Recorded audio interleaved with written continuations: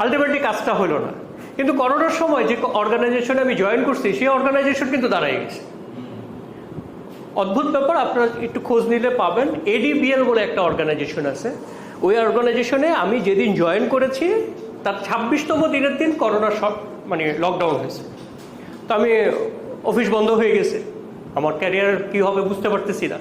আচ্ছা ঠিক আছে, আমাদের ক্যারিয়ার যাই হোক, ক্রেডিট কার্ড যেহেতু পকেটে আছে 2-4-5 মাস এমনি চলে যাবে একটু নিশ্চিত, কিন্তু আমার লেবারদের কী হবে, আমার সাথে যারা আইসা জয়েন করছে তাদের কী হবে, এই চিন্তা থেকে অফিসে গেলাম।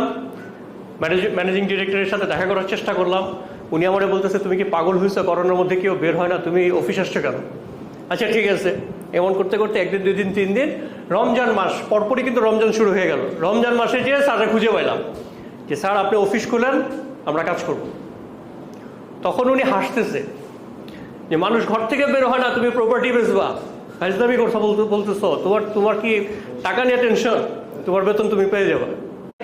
1 লাখ টাকা আসে, আপনার কিন্তু আইফোন কিনতে ইচ্ছা করবে, এটাই নিয়ম।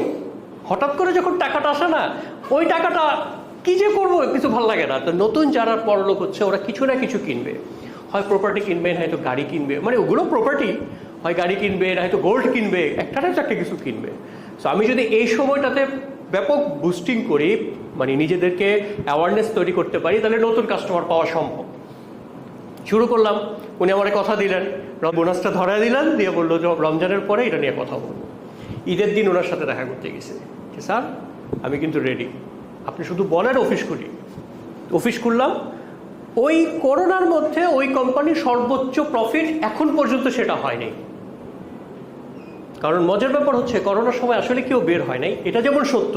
যাদের হাতে হিউজ অলস টাকাগুলো তিনি কি করবেন, কিছু না কিছু তো করতে চাই, চিনতে পারতেছে। তাদের কিন্তু টাকার সমস্যা নাই, কিন্তু ক্যাশ ফ্লো হইতে হবে। তো ক্যাশটা এখন শুধু ইনভেস্টমেন্টে যাচ্ছে। কাজটা কীভাবে করব, আসেন আমরা সন্ধ্যার সময় একটুখানি বসি। ওই যে একটু বসার প্র্যাকটিসটা শুরু করলাম, যে না আর কিছু হোক না হোক ভাই, আমরা প্রপার্টি নিয়ে কাজ করব এবং গল্প করব, কাজ হোক না হোক, ক্লাস হোক না হোক, কিন্তু আমরা এখানে থাকবো। তো সবাইকে আসতে হবে। হয়তো 10 জন থাকলে, যে যেমন আমরা কতজন ছিলাম, 17 জন ছিলাম, কিন্তু কমে যাচ্ছি, কিন্তু আস্তে আস্তে কমে যাচ্ছে। তারপরে আমার মনে হয় যে আপনাদের এখানে আমাদের সাথে একজন গেস্টও আছে, আমরা এখানে যারা আছি কেউ কাউকে চিনি না থেকে শুরু করে গত মাসে যখন আমরা ডেটটা ক্যান্সেল করলাম, আমার চেয়ে বেশি আপনারা বেশি কষ্ট পেয়েছেন। কারণ আমার পরে মনে হয়েছে যে আসলে যে কয়জন, এই কয়জন কিন্তু গত মাসেও হইতো।